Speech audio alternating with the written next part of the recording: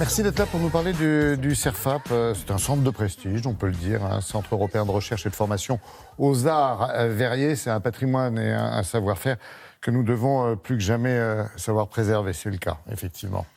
C'est sûr que l'on doit préserver, et surtout avec ce qui vient de se passer, les métiers et le savoir-faire du verre sont des trésors.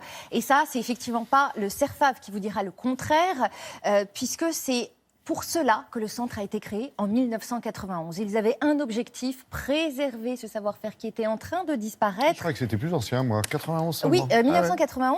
Et ils se sont installés pour préserver donc, ce savoir-faire qui se délocalisait, qui disparaissait. Ils voyaient les usines disparaître donc, face à la concurrence chinoise. D'accord. Et ils se sont dit, nous, on est en Lorraine, à Vannes-le-Châtel. C'est un savoir-faire ancestral. Donc, on va créer un centre de formation. Et ce centre de formation est un lieu unique en Europe. Parce que, vous l'avez dit, c'est un centre de formation et un lieu de recherche.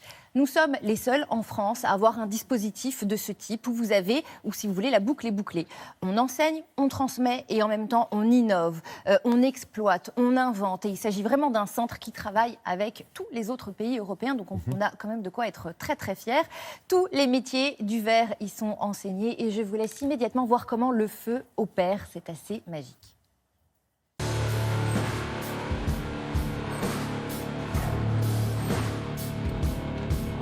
Première préoccupation ici, sauvegarder des gestes, des vieux gestes qui avaient disparu, donc remettre d'anciens verriers avec des jeunes.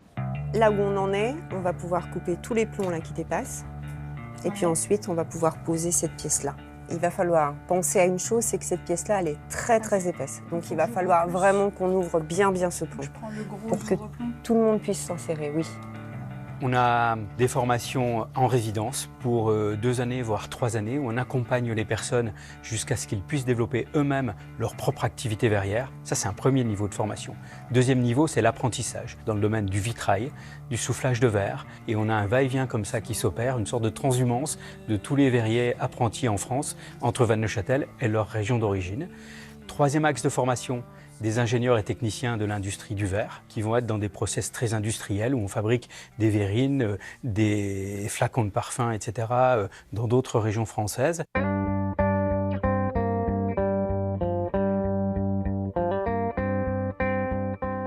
prépare bien ta terre et fais des belles boules pour qu'il y en ait le maximum de terre sous la roue pour pas que ça chauffe. Et on polit.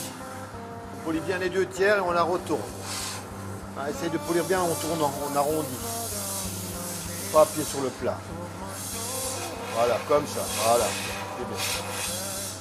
Ça suffit, c'est assez poli. On va le laver pour le nettoyer bien comme il faut. On s'attarde à prendre des personnes qui manifestent un projet, une intention, une passion. Mais l'expérience nous montre que souvent, on a des personnes qui ont un passé en école d'art. Ils viennent parce que le verre, la transparence les intéresse et ils veulent surtout associer leurs connaissances et leur goût artistique avec le matériau, avec la matière. Tu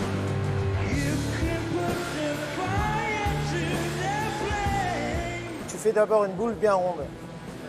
Donc il faut qu'elle soit le plus ronde possible. Ça c'est la première règle pour faire la cible. Là tu es déjà plein, donc tu vas avoir de la finesse sur le fond. Tu tournes trop vite, tourne doucement. Là tu peux chauffer un peu plus dedans. Quand tu tournes vite, tu ne vois pas que ça bouge. Parce que tu es toujours en équilibre. Là, tu vas bien voir bouger. C'est bien parce que tu commences à bien homogénéiser l'ensemble de ta pièce. Sors. Encore.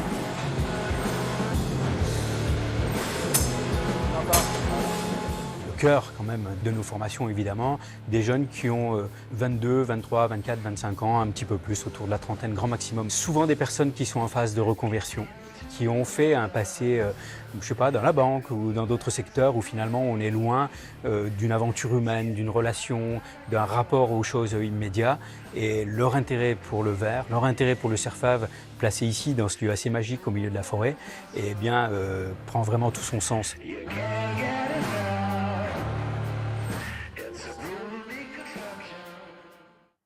C'est beau, hein ? Ouais, tout simplement beau. Alors c'est beau, il faut savoir quand même aujourd'hui que vous avez 8 artisans verriers sur 10 en France qui sont passés par les bancs de cette école. C'est quand même assez exceptionnel. C'est la seule école de ce type en France.